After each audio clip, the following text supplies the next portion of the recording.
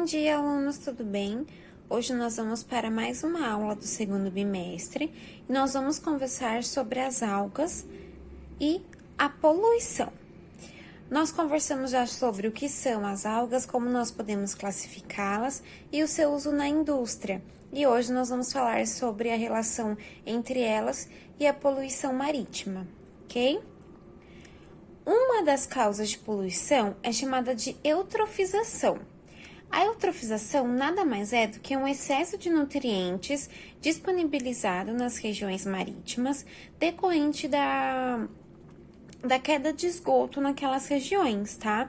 Esse excesso de nutrientes, ele vai deixar o ambiente mais propício à proliferação de bactérias e das algas, porque elas vão ter maior quantidade de nutrientes para favorecer a sua reprodução.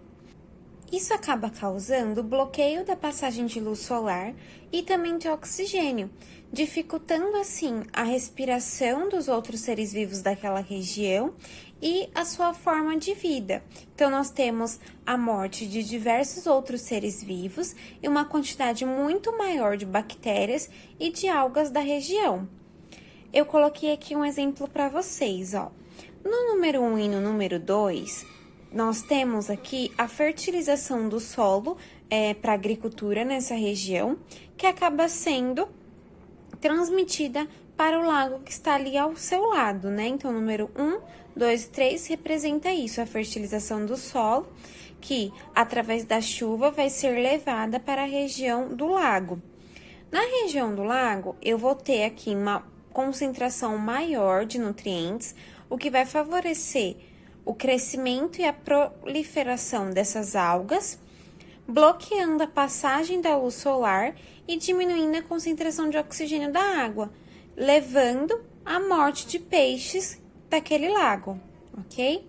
Eu coloquei aqui alguns exemplos, né, algumas imagens de eutrofização para vocês perceberem. Aqui eu tenho essa imagem do fundo do oceano, né, representando aqui.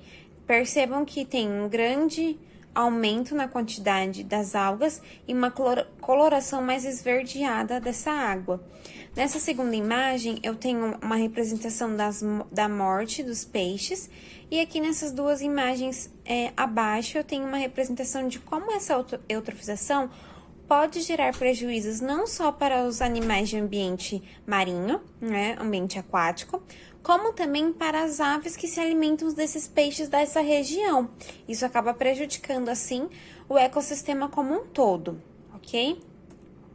Outro ponto de poluição é chamada de maré vermelha. A maré vermelha também é causada por um excesso de nutrientes da área, mas em conjunto com uma alta temperatura. Então, em temperaturas elevadas e excesso de nutriente, eu tenho a proliferação de dinoflagelados. Lembra que a gente conversou sobre os tipos de algas? Então, as algas que podem provocar a maré vermelha são as dinoflageladas. E essas algas têm, em sua maioria, uma coloração vermelha, por isso que é chamada de maré vermelha esse tipo de poluição, ok? Por que ela é prejudicial?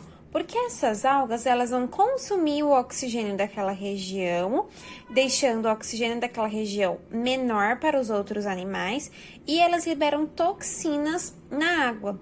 Então, isso faz com que outros animais acabem sendo infectados, né, por essas toxinas e levando, assim, eles à morte, ou então até uma intoxicação para os outros animais que se alimentarem daqueles que foram intoxicados, ok?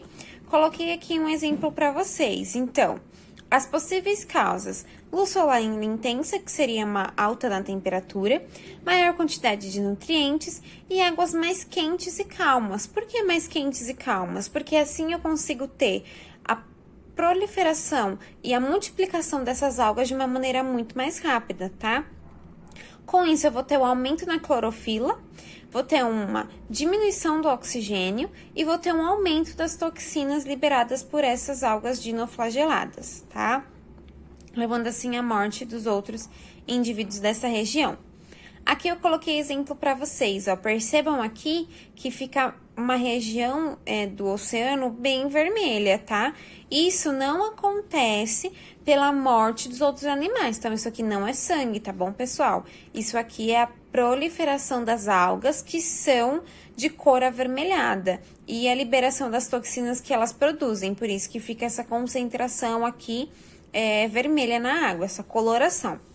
Como eu falei, essas toxinas, elas podem levar a uma intoxicação alimentar, seja dos peixes da região ou até mesmo de seres humanos que se alimentam de ostras e mariscos que foram contaminados pelas algas, tá?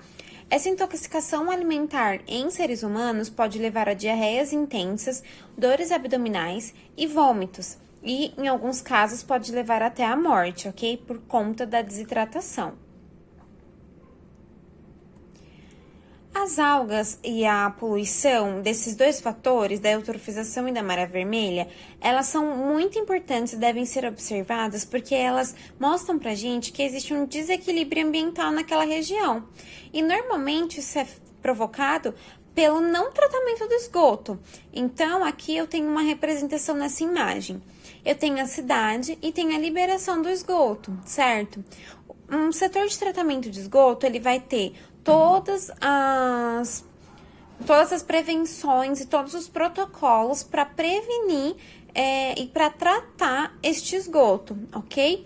Então, ele passa aqui por diversos processos até ser disponibilizado em água de reuso ou então ser de uma maneira menos poluente possível, liberada em rios e oceanos, ok? Existe muita conversa e muitos diálogos em relação a essa parte de desequilíbrio ambiental das algas, porque elas são ambiente de rios e lagos.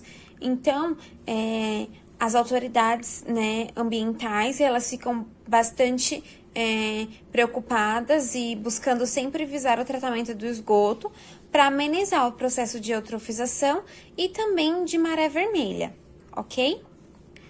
Bom, pessoal, vou deixar para vocês os exercícios da página 337 e vou disponibilizar para vocês o gabarito no dia 17/7, ok?